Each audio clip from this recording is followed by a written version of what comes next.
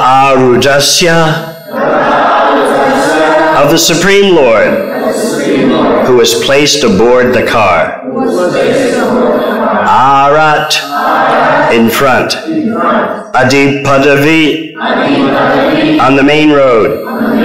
Nilachalapate, of Lord Jagannath, the Lord of Nilachala. Adabra, great.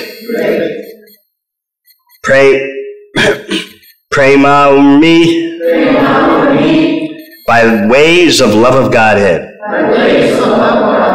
Spurita, which was manifested. Natana Ulasa Vivasa, being overwhelmed by the transcendental bliss of dancing. Saharsham, with great pleasure. Gayadbi, who were singing. Parivrita, surrounded. Tanu, body. Vaishnava Janai, by the devotees. Sa Caitanya, that Lord Sri Caitanya Mahaprabhu. Kim, whether. May, my. Puna, Puna api, again. Drisho, a vision. Yashati, will enter. Padam, the path. Translation. Sri Caitanya Mahaprabhu danced down the main road in great ecstasy before the Lord Jagannath, the master of Nilachala, who was sitting on his car. Overwhelmed by the transcendental bliss of dancing and surrounded by Vaishnavas who sang the holy names, he manifested waves of ecstatic love of Godhead. When will Sri Caitanya Mahaprabhu again be visible to my vision?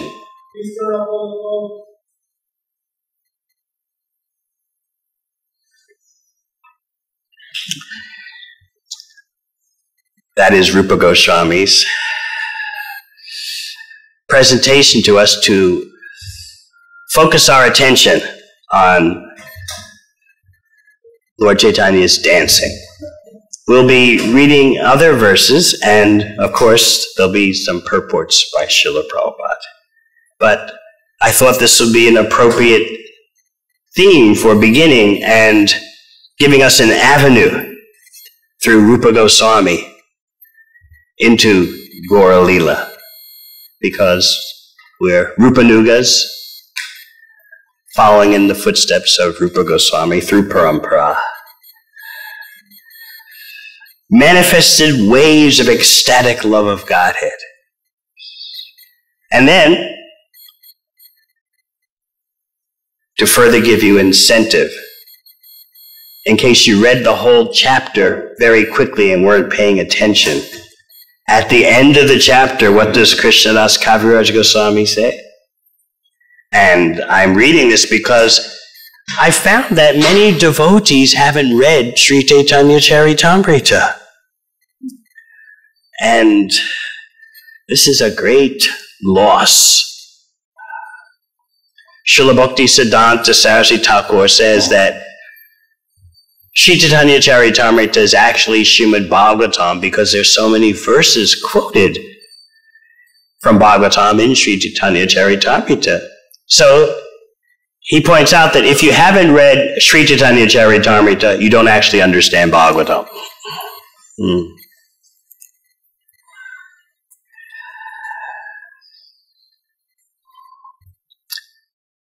It was here in Los Angeles that Srila Prabhupada drove the BBT into inconceivable dimensions of the universe to produce Chaitanya Charitamrita according to his schedule instead of our schedule. And that was inconceivable, as is the dancing of Lord Chaitanya before the Rath carts. So I beg all the devotees, please do not consider your life complete if you haven't dove deeply into Sri Caitanya Charitamrita. What does Krishna's Kaviraj Goswami say? Anyone who hears this description of the car festival will attain Sri Caitanya Mahaprabhu. He will also attain the elevated state by which he will have firm conviction in devotional service and love of Godhead. So who would not want that?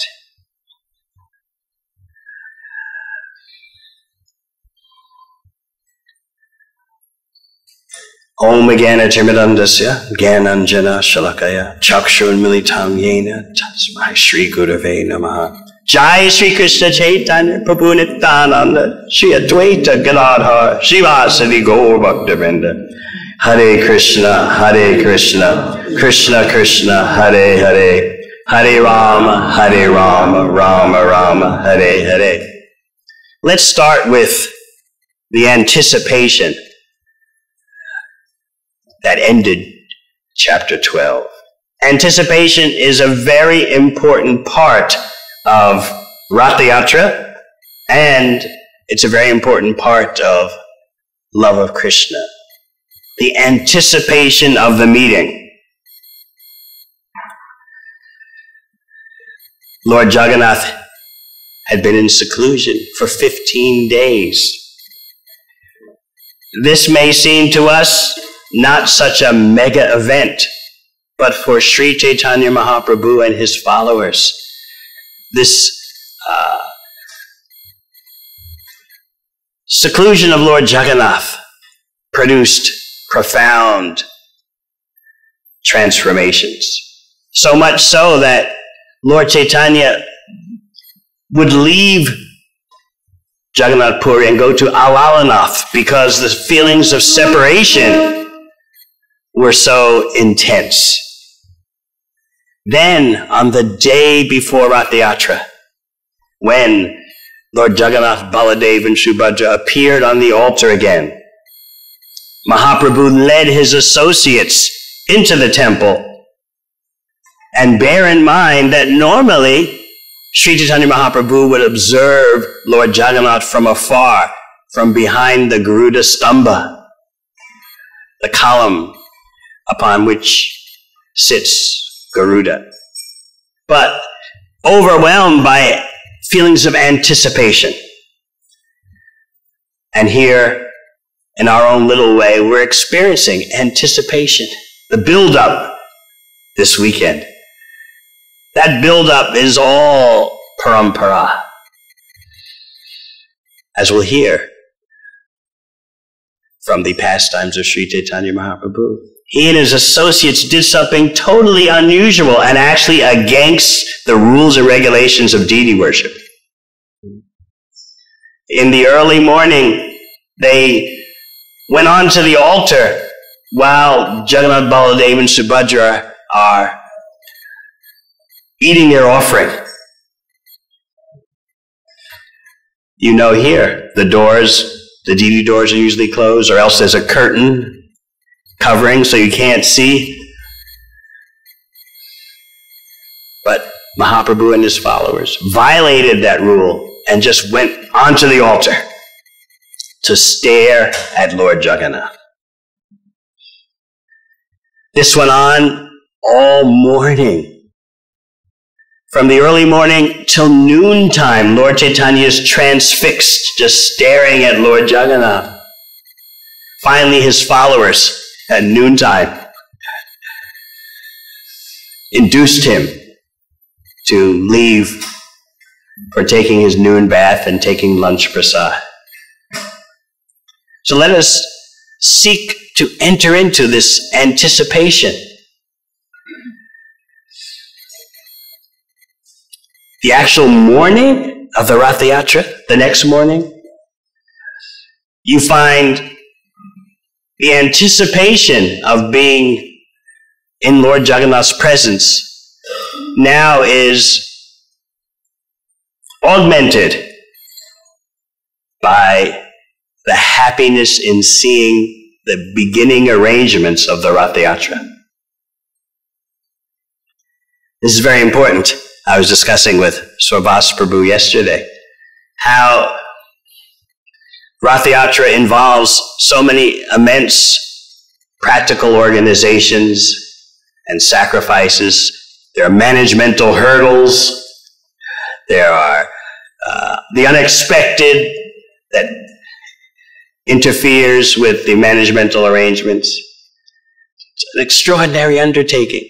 But let us focus on how Sri Caitanya Mahaprabhu is experiencing Rath Yatra through the lens given to us by Krishnadas Kaviraj Goswami.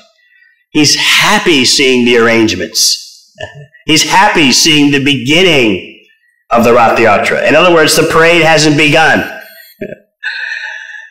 And you find, first of all, the intense emotional buildup in Mahaprabhu and his followers, and then the happiness in seeing the beginning of the parade, how the deities are taken off the altar, carried to the carts, all the details about the silken ropes and the cotton pads. Mahaprabhu is so happy to see all this because this festival is not ordinary. The question is, for us, about Rath Yatra, how deep into it do we want to go? And what is our adhikar? How deep does our level of spiritual advancement allow us to go? Because the ocean of the Rath Yatra experience is bottomless. Yet, by the mercy of Srila Prabhupada, in his purports, in this chapter, we're given access to those unlimited depths of the Rath Yatra experience. You'll find, certainly, in the Rath Yatra, presented in this chapter, organization. There were 7 kirtan parties, 4 in front of the chariot, and 1 on each side, and 1 in the back. And there were prescribed chanters, there were prescribed dancers, there were designated mridanga players. It's amazing how, while all the spontaneity of the foremost emotions of love of Krishna are going to spill out, at the same time, there's organization.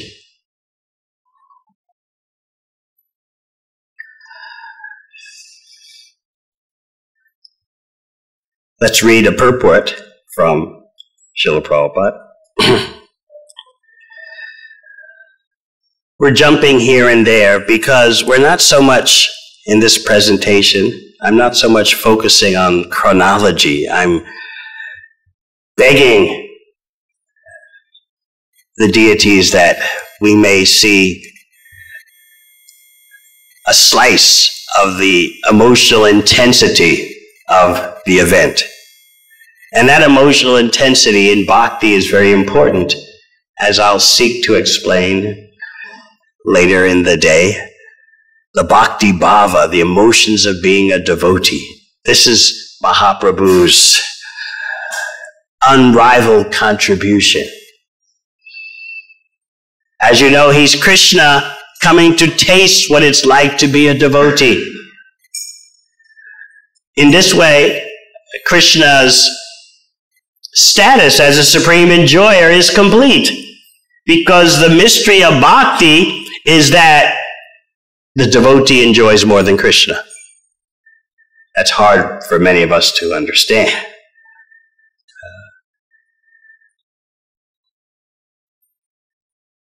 Because that is an absolute fact, that the devotee enjoys more than Krishna, just by the devotees focusing 100% on the pleasure of Krishna, because of that absolute fact, Krishna, in order to continue being the supreme enjoyer, wants to come as a devotee. And that way, his status is intact as a supreme enjoyer by being a devotee, because the devotee of the supreme enjoyer tastes more pleasure than the supreme enjoyer.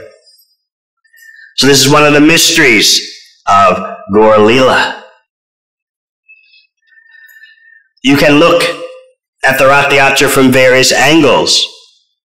Lord Jagannath is the Supreme Personality of Godhead. Sri Caitanya Mahaprabhu is the universal guru.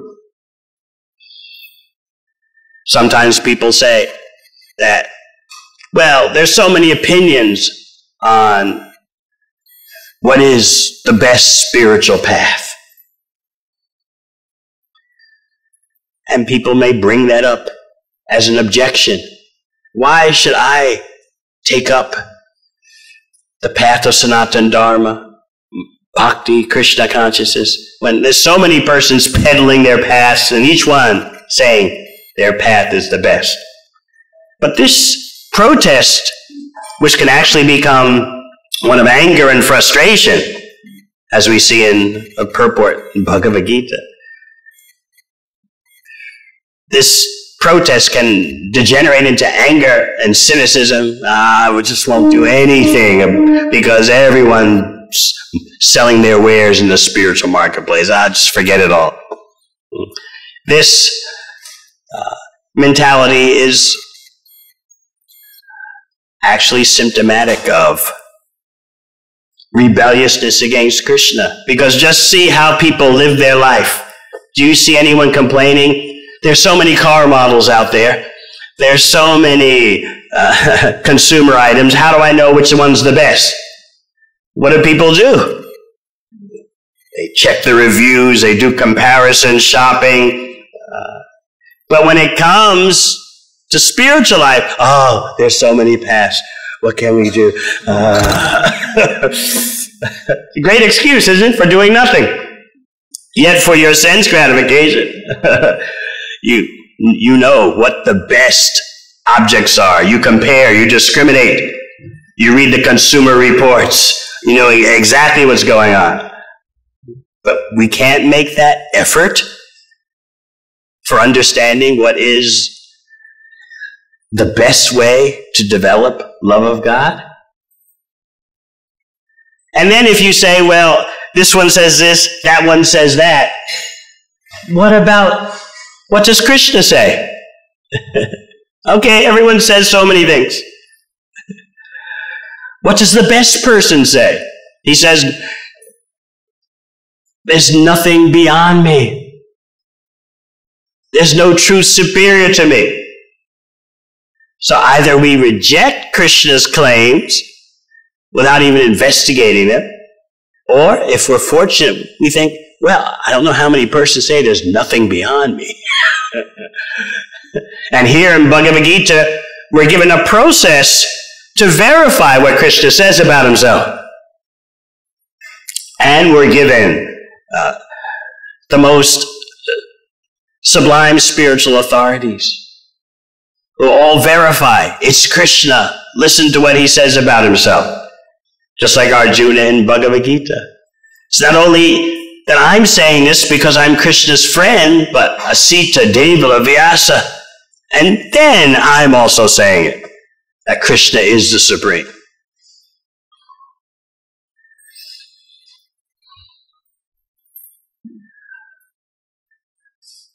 Because it's so difficult to understand Krishna in this age of Kali, we have the presence of Sri Caitanya Mahaprabhu, who is not only going to teach us how to surrender to Krishna, but he's also going to show us the pinnacle of the love of Krishna absorption. During the Rath Yatra, Lord Chaitanya's dancing will show emotions of love of Krishna never seen before in the material world. This is the conclusion of Krishna's Kaviraj Goswami and the Vaishnavacharyas. What you hear about Lord Chaitanya in his dancing, his ecstatic symptoms, no one has ever seen before. He's taken the position of Srimati Radharani and showing that the greatest gift of our sampradaya is not meeting Krishna, but feeling separation from Krishna. Because in separation, there's the anticipation of the meeting, there's the devastation of being separated from the beloved, and that position produces the most intense focus upon Krishna. So Lord Caitanya will demonstrate that.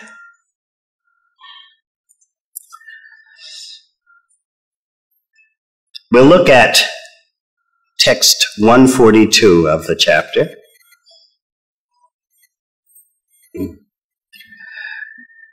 At the translation and purport. Because in the midst of all this unparalleled ecstasy, you'll see Srila Prabhupada demonstrate his consummate transcendental abilities of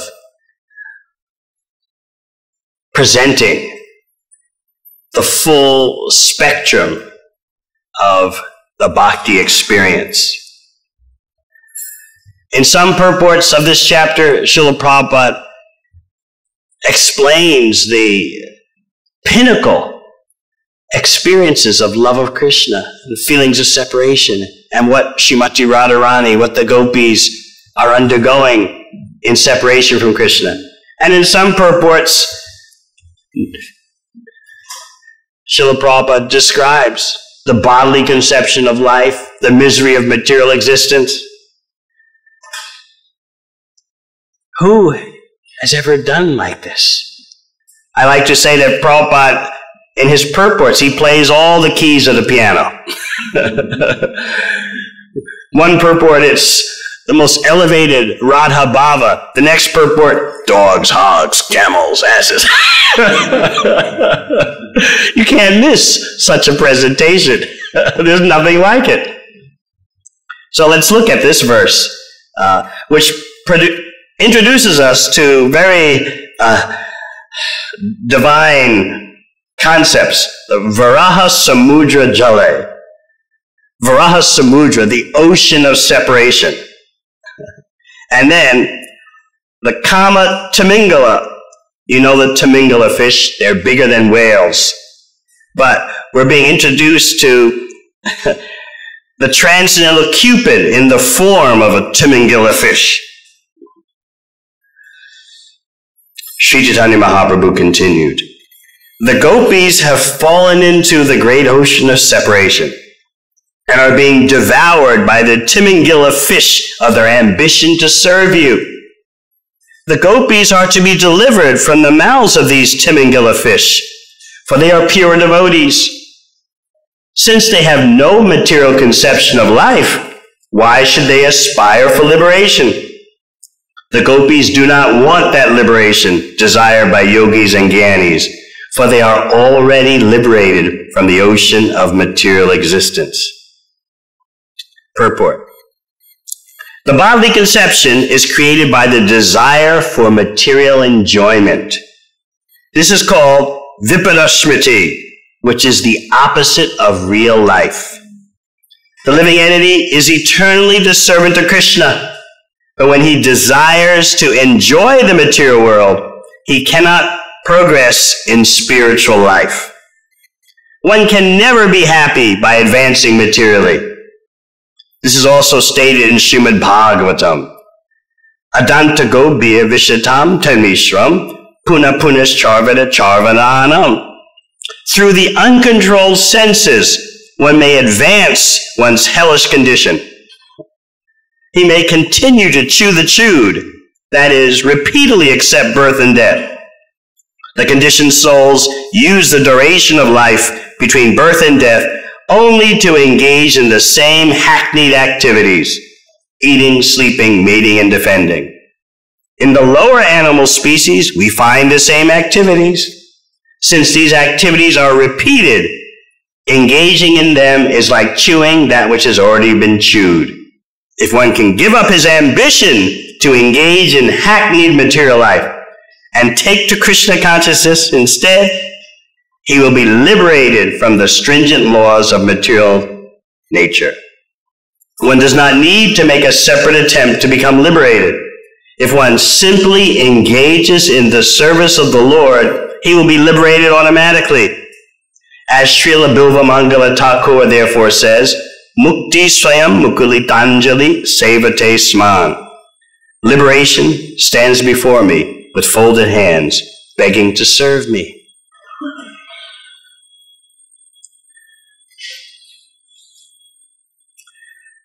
Speaking in the emotional bhava of the gopis, Lord Caitanya is saying, what is there the need of any instructions in Jnana Yoga, Jnana Yoga, meditation? What is the need of all that for the gopis? They're not at all interested in freedom from material existence because they have no material existence. For us, the question is why? Yes, we could say that they're the internal potency of the Lord. They're perfected souls. But what salient point is being presented to us here is that they are devoured by a fish that's bigger than a whale. And what is the nature of that fish? Their ambition to serve Krishna. This is our aspiration. How to become devoured by the Timangila fish of the ambition to serve Krishna. This is the proper use of our core identity, of our core emotions. Without that, what do we have?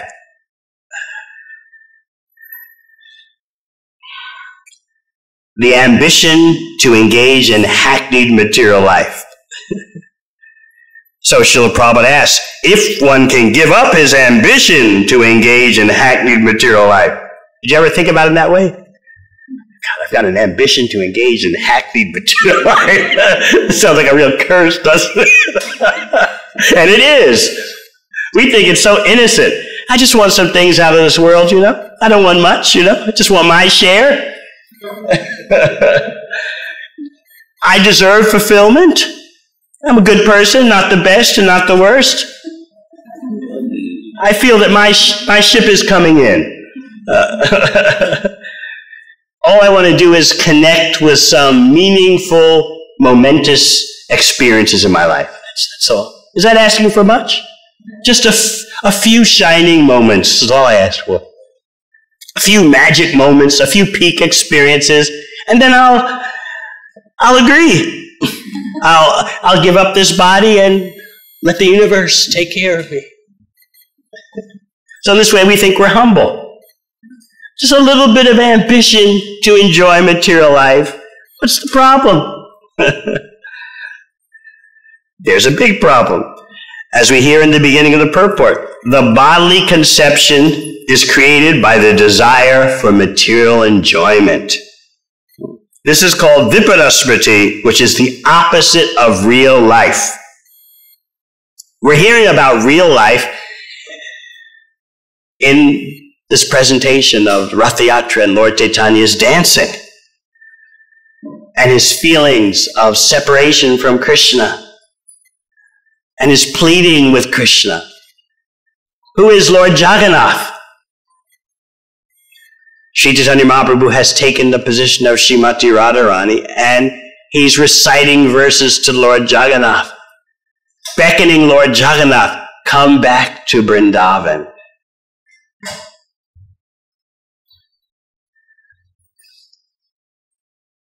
There'll even be accusations in the ecstasy, the pure ecstasy of love. I would like to take my mind away from you, but I can't. This is the nature of the Vrindavan experience. You read in Krishna Leela that Krishna's dearmost devotees would sometimes say, why can't we forget about Krishna? He's forgotten us. Why do we have to talk about him? Let's stop talking about him. And they go on and on saying, let's stop talking about him. Why can't we withdraw our minds? He's forgotten us. He's with the city girls and Mathura, Dwarka. He's not thinking of us. We're going to stop thinking about him. They just go on and on like that.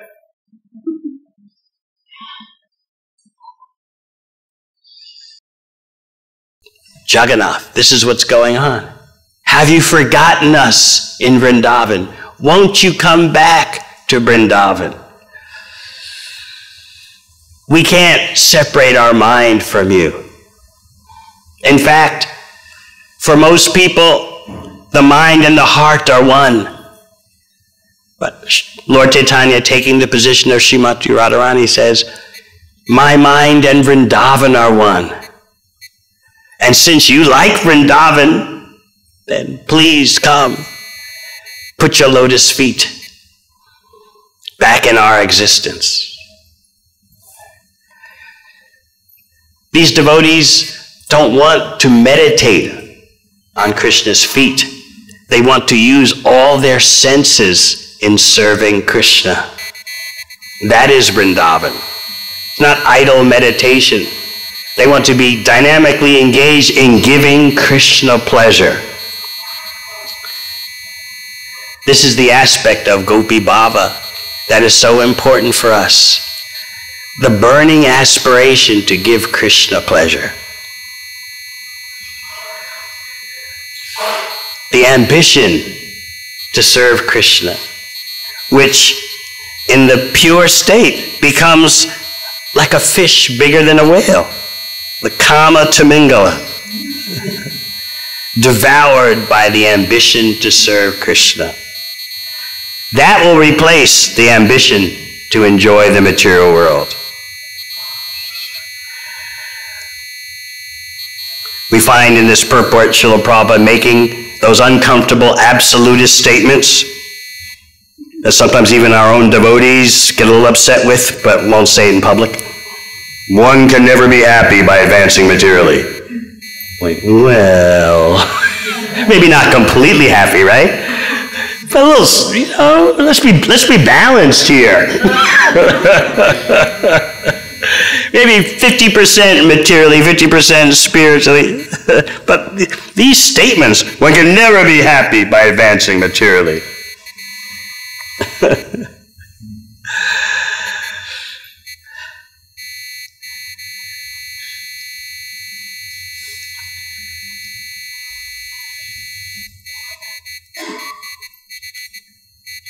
Through the uncontrolled senses, one may advance one's hellish condition.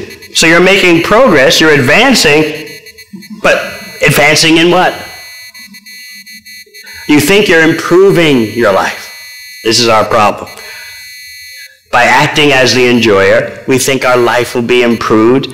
We think the individual will make progress, society will make progress. But what's actually going on? The painful reality is that we're simply pushing on hellish conditions. He may continue to chew the chewed, that is, repeatedly accept birth and death. So again, a very concise statement, but so much depth to it. All right, I'm acting like the enjoyer. I'm doing a bit of gratification. What's the big deal?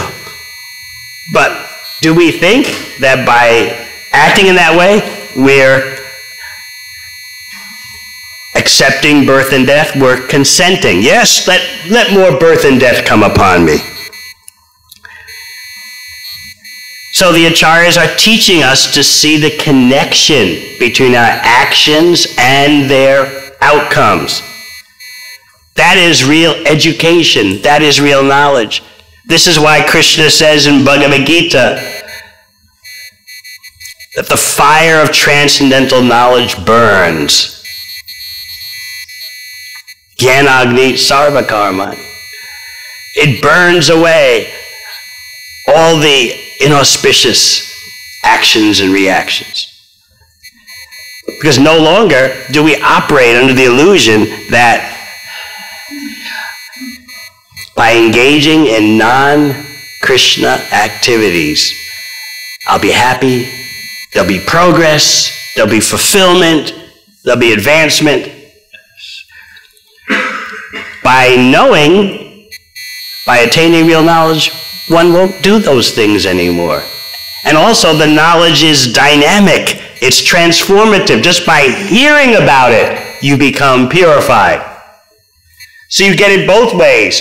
You get the information that stops the engagement in the cycle of repeated birth and death, and by hearing that information, the heart becomes purified. So what could be a better way of life? Dynamic information. And therefore, Krishna says, Jnana Plavenaiva. Certainly, on this boat of transcendental knowledge, you'll cross over the ocean of material miseries.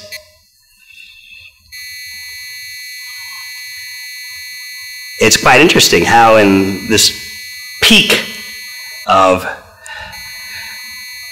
presentation of ecstatic love of Krishna, we're getting lectured about a misplaced ambition. And we're being taught what is real ambition. Become devoured. You can't imagine what it's like to be devoured by a whale. Even a little shark is bad enough. But to be devoured by a fish bigger than a whale, and that bigger than whale fish is the desire, the ambition to serve Krishna. So this is Mahaprabhu's presentation to Lord Jagannath, because Mahaprabhu is in the role of Srimati Radharani, and she's appealing to Krishna. Don't you understand our situation? All we want to do 100% is serve you for your pleasure.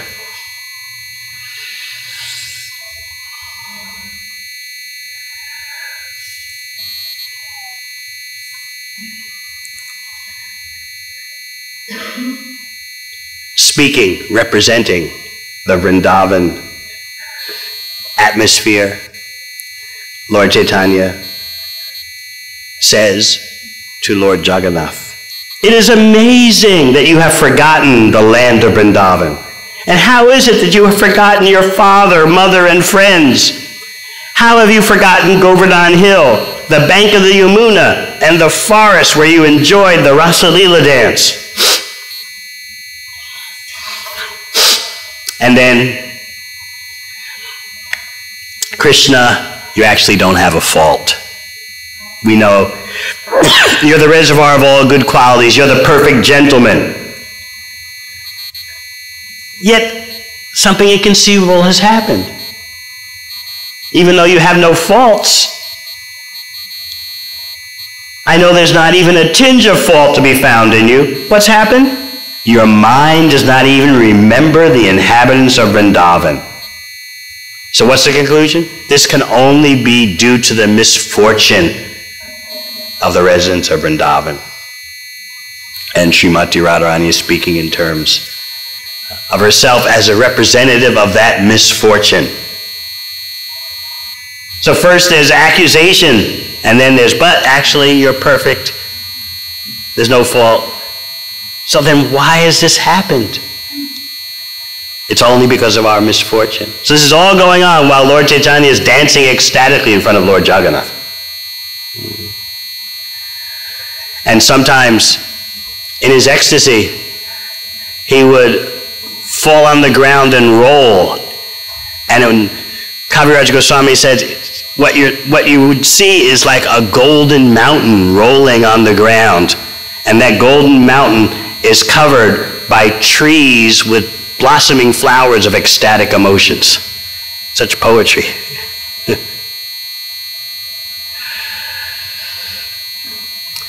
As Lord Caitanya is making his presentation on behalf of Srimati Radharani and the gopis and all the residents of Vrindavan, as that presentation is being made to Lord Jagannath,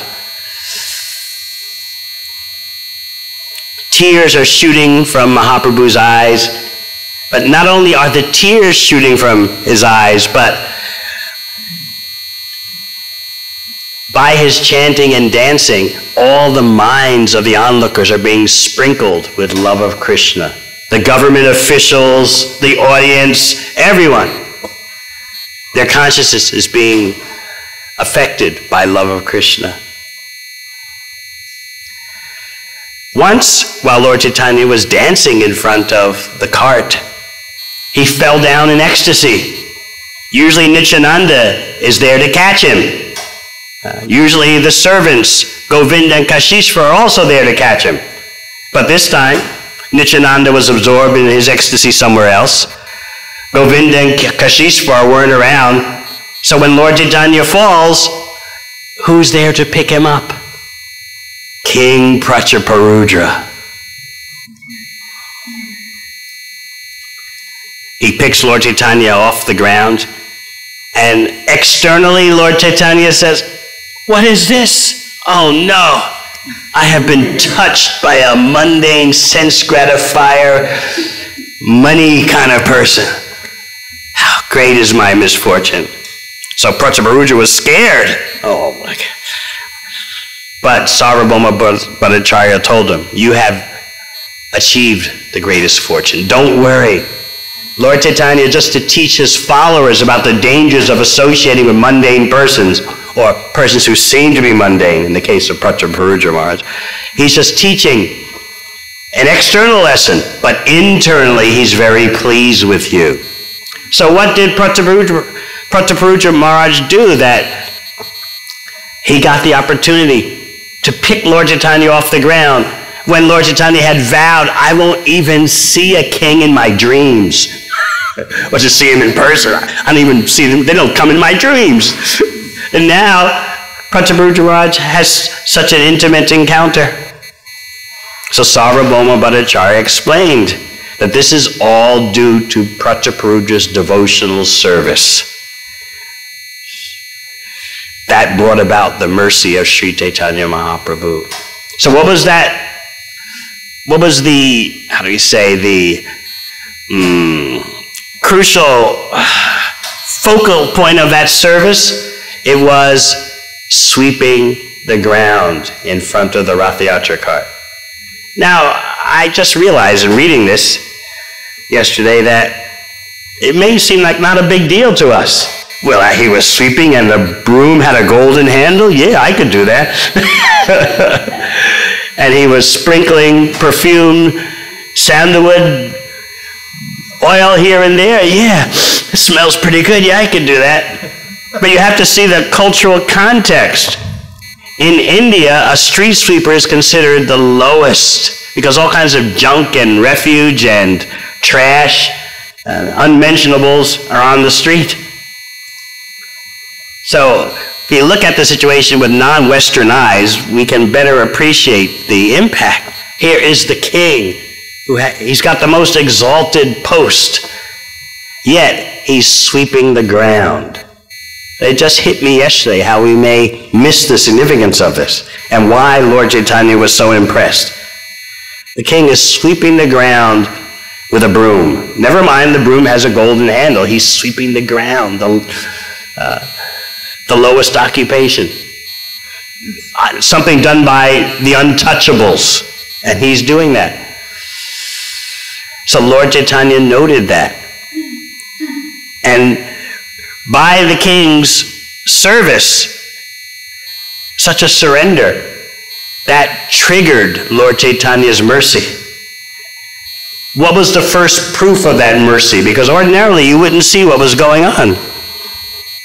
The first proof was when Mahaprabhu did what Krishna does in the Rasa Leela and in Dwarka. In the Rasa Leela, Krishna puts himself between every gopi and dances. In Dwarka, Krishna puts himself in 16,108 palaces. So in the Rath Yatra, Krishna as Sri Chaitanya Mahaprabhu puts himself in all 7 chanting parties simultaneously. Yet each party is thinking, he's only with us. We've got him in our party. So Prataparudra is watching this and he can see it. He can see this miracle that Lord Chaitanya is dancing simultaneously in all the parties. And he says that to his cohorts. What's going on? I've never seen such a thing in my life. I could never conceive of such a thing. And then his cohorts tell him, you obviously have the mercy of Sri Chaitanya Mahaprabhu because practically no one else is seeing this. Just 1 or 2 devotees are seeing this. This teaches us a lot about perception, how to see God, how to understand God. We cannot do it by our own efforts. Prataparutta tried everything how to see Chaitanya Mahaprabhu. One thing he did right was to get the blessings of the devotees who appealed to Lord Chaitanya. The king is a better devotee than us. Please see him. So he got the mercy of the devotees, and then he did the menial service of sweeping the road. So the first symptom of his getting the mercy was he could see into the Leela. He could see what was going on. And then the second installment of mercy was Lord Chaitanya falling down on the ground in front of him.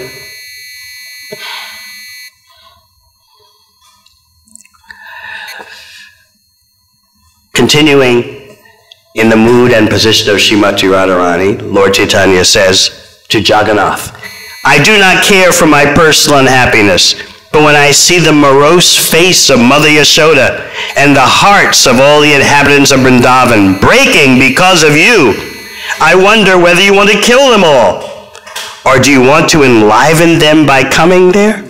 Why are you simply keeping them alive in a state of suffering? Later, you'll hear Krishna's response. I'm guilty. I'm suffering night and day, crying night and day in separation. I do come back. By the grace of Narayan, I do come every day. He's talking about his unmanifest Leela. He's pointing out, I am there. I can't bear the suffering. I do come every day. And also, I'll come in a manifest way, 10 or 15 days more.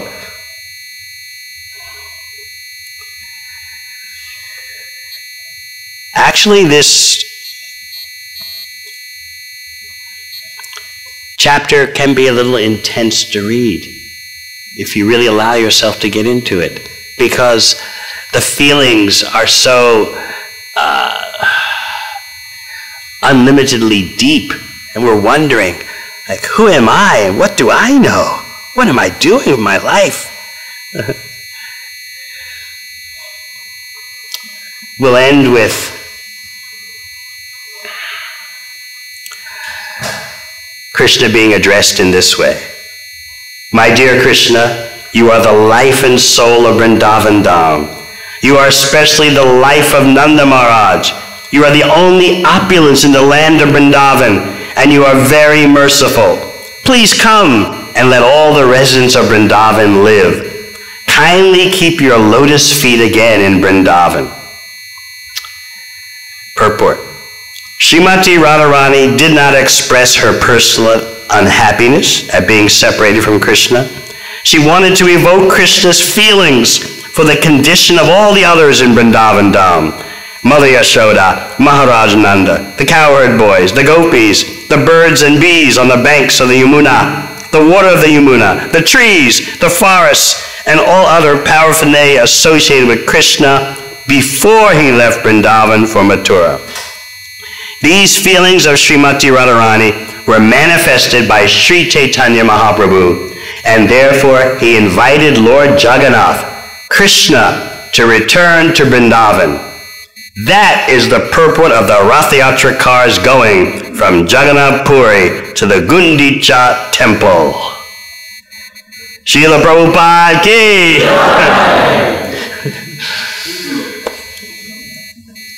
Thank you very much. Hare Krishna.